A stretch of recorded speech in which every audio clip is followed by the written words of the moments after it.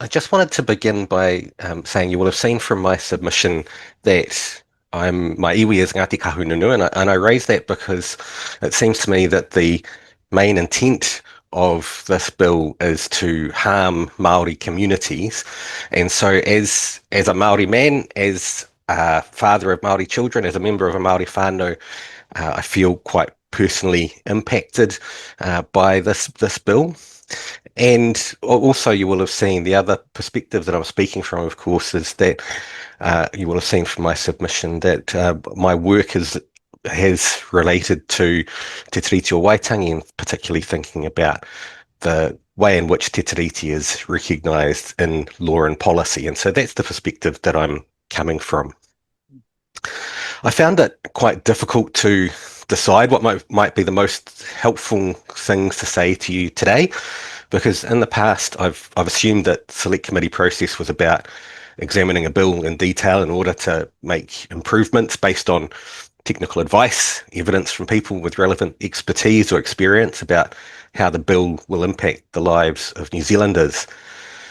But I found myself faced with the question, how do you even begin to engage with a bill that's not based on evidence or even sound public policy processes?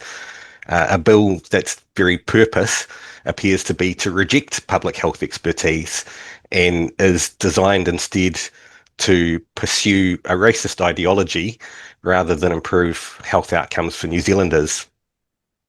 And this is a small point, but I think nothing encapsulates this better than the proposed change of the name of the Principal Act from Paiora Healthy Futures to Healthy Futures Paiora. So while most New Zealanders are concerned about their health needs being able to be met by an underfunded health system, this government's focused on a name change and once again sticking the boot into Māori. Now, I would call that virtue signalling, except I guess that would imply that the government's trying to look as though it's doing something good, and certainly nothing good about this. So I guess probably vice signalling might be more appropriate for that change. But much more importantly, this bill continues to strip away mechanisms which are designed to address inequities in our health system. So gone would be the requirement for the ministry and all health entities to be guided by the health sector principles, which among other things aimed at improving the health sector for Māori and improving hauora Māori outcomes. And those health sector principles that are being removed currently begin with the health sector should be equitable, which includes ensuring Māori and other population groups have access to services in proportion to their health needs, receive equitable levels of service, and achieve equitable health outcomes. Now, what possible reason could there be for removing principles that are directed at improving the health sector for Māori and achieving an equitable health system and equitable health outcomes? What possible reason could there be except for an ideology of racism and white supremacy? So this certainly is not about achieving better health outcomes for New Zealanders. But I can't provide any more evidence or expertise or insight on those issues than has already been provided by the Waitangi Tribunal through the extensive hauora inquiry, or that you can see in the substantial body of research from Māori and public health experts. The evidence is all there, it's clear.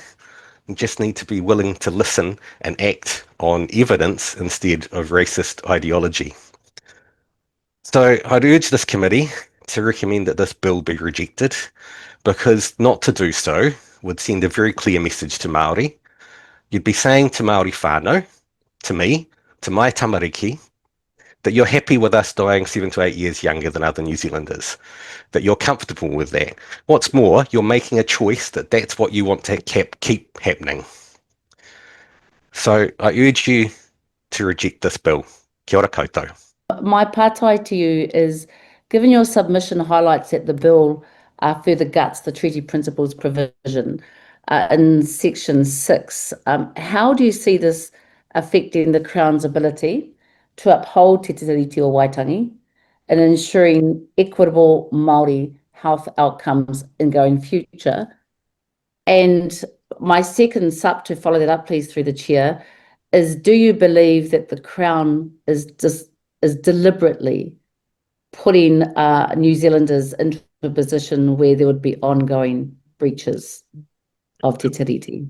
Yes, well, I think to that last part, I think that's certainly clear, and I don't think the government has made any secret of that. That's what it's doing. But in the first part, what we've seen, the Waitangi Tribunal inquiry showed really in that first stage of the whole order inquiry, the impact that these structural provisions, whether it's the framework and legislation or overarching national policy instruments, can have on the delivery of health outcomes. And what we saw in that tribunal inquiry was a clear statement that continuing along the lines, and this is even going backwards, I think, from where we were at, only serves to embed that inequity. Now, that, of course, is bad for Māori, but it is really bad for the health system as a whole.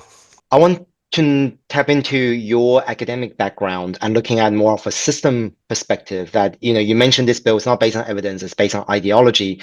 What then would be the repercussion of any, I guess, government that continuously politicize public good as opposed to looking at things based on what the people need and what the evidence says? Because Well, this is not the only bill, right? no, that's right, and I think it does two things. So first of all, of course, it leads to really bad outcomes, leads to poor outcomes in whatever area you are ignoring evidence, ignoring process, and it reduces accountability and transparency because it's very hard to engage with people just making decisions on a whim. You can't reason with them; they're not based on reason or rationale. But it also really undermines the process of government and their faith in our democratic institutions. And I think we've seen this government has really reduced New Zealanders' faith in democracy and our ability to trust our democratic institutions, perhaps more than any other in my lifetime.